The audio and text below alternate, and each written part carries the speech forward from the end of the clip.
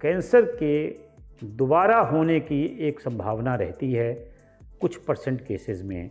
With modern medicine, modern chemotherapy और नई नई दवाएं आ रही हैं जिनसे अगर क्योर न भी कर पाए तो significant prolongation of life with quality हम कर सकते हैं।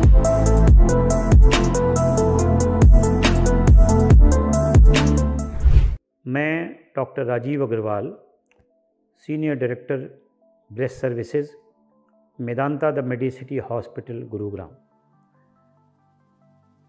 हम कैंसर से क्यों घबराते हैं? कैंसर की डायग्नोसिस होते ही एक एंग्जाइटी लेवल बढ़ जाता है, क्योंकि कैंसर को पहली बात तो ये कि अर्ली स्टेज में क्योर कर सकते हैं, एडवांस स्टेज में क्योर की संभावनाएं कम हो जाती हैं। दूसरे जो सबसे बड़ा इशू है वो ये है कि कैंसर के दोबारा होने की एक संभावना रहती है कुछ परसेंट केसेस में, जिसको हम रिकरेंस ऑफ कैंसर कहते हैं। तो ये पहला सवाल ये है कि ये रिकरेंस क्या है। हमने आज कैंसर को ट्रीट किया, सर्जरी भी कर दी, कीमोथेरेपी भी कर दी, रेडियोथेरेपी भी कर दी, हार्मोन थेरेपी भी कर दी, फिर भी हम कैंसर के पेशेंट्स का एक रेगुलर फॉलोअप करते रहते हैं, बिकॉज कुछ परसेंटेज ऑफ केसेस में may be 2 years, may be 10 years, may be 15 years cancer के दोबारा होने की संभावना रहती है। इस फॉलोअप में हम क्या करते हैं जिससे कि कैंसर अगर दोबारा हो तो हम उसको जल्दी पकड़ सकें। पेशेंट्स को हम लोग क्लिनिकली एग्जामिन करते हैं और कुछ बेसिक टेस्ट कराते रहते हैं, जैसे कि अल्ट्रासाउंड एब्डोमेन है, चेस्ट एक्सरे है। अगर ब्रेस्ट बचाई गई है पहली सर्जरी में तो दोनों ब्रेस्ट की साल में एक दफ़ा मैमोग्राफी। अगर एक साइड की ब्रेस्ट निकल गई है तो दूसरी साइड की ब्रेस्ट की भी साल में एक दफ़ा मैमोग्राफी बहुत ज़रूरी है। कैंसर की जो रिकरेंस है ये अक्सर पेशेंट पूछते हैं कि कहाँ हो सकती है। तो 2 तरह से हम कैंसर की रिकरेंस को डिफ़ाइन करते हैं। एक लोकल रिकरेंस कि अगर हमने ब्रेस्ट बचाई है तो उसी ब्रेस्ट में रिकरेंस हो सकती है।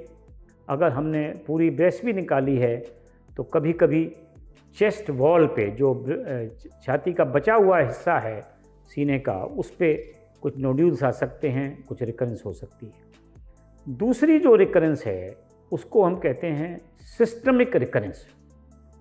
सिस्टमिक रिकरेंस का मतलब है कि इनिशियल डायग्नोसिस के टाइम पे कैंसर के कुछ सेल्स शरीर में कहीं जाके बैठ गए थे, जिनको कोई भी पेट स्कैन या MRI डिटेक्ट नहीं कर पाता है। वो कैंसर सेल्स एक प्रॉपर इन्वायरमेंट मिलने पे may be 5 years down the line और 10 years डाउन द लाइन दोबारा ग्रो कर गए। ये लंग में हो सकते हैं, लिवर में हो सकते हैं, बोन में हो सकते हैं या अकेजनली ब्रेन में भी हो सकते हैं। इनकी डायग्नोसिस के लिए ही हमको रेगुलर इमेजिंग करना चाहिए। अगर कोई पेशेंट बहुत ही हाई रिस्क ऑफ रिकरेंस है, हाई रिस्क ऑफ रिकरेंस का मतलब है कि उसकी ओरिजिनल डिजीज़ थोड़ी बढ़ी हुई थी, लिम्फ नोड्स बहुत सारी पॉजिटिव थी, डिजीज़ का साइज़ ज़्यादा था, तो कभी कभी फॉलोअप में हम इन पेशेंट्स का CT स्कैन या पेट स्कैन भी करते हैं। बट अर्ली डिजीज़ के फॉलोअप में रूटीनली हम लोग CT स्कैन या पेट स्कैन नहीं करते हैं। अगर हमको फॉलोअप में ये सस्पेक्ट हो रहा है कि ये पेशेंट को दोबारा हुआ है, तब डेफिनेटली उसको प्रॉपर इवेल्युएशन के लिए हम लोग पेट स्कैन करते हैं। अक्सर पेशेंट ये पूछते हैं कि डॉक्टर साहब ये डिजीज़ मेरी क्योरेबल है या नहीं है। तो इसका आंसर ये है कि डिपेंड करता है कि उसकी रिकरेंस कितनी जगहों पे हुई है और किस तरह की है। अगर लोकल ब्रेस्ट में छोटी सी रिकरेंस है तो दोबारा सर्जरी करके या तो ब्रेस्ट को दोबारा बचाकर या पूरी ब्रेस्ट को निकाल के पेशेंट को पोटेंशियली क्योर किया जा सकता है।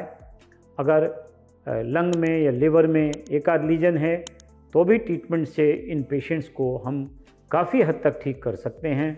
बट अगर मल्टीपल रिकरेंसेज हैं तब इन पेशेंट्स को क्योर करना मुश्किल होता है।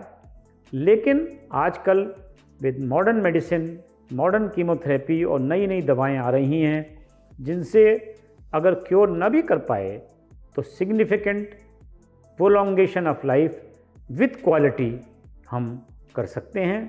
तो मेरा टेक होम मैसेज ये है कि अगर कैंसर रिकर भी करता है तो इतना घबराएं नहीं, ट्रीटमेंट अवेलेबल हैं और काफ़ी पेशेंट्स में हम रीजनेबल सक्सेस के साथ इन पेशेंट्स को ट्रीट कर सकते हैं। धन्यवाद।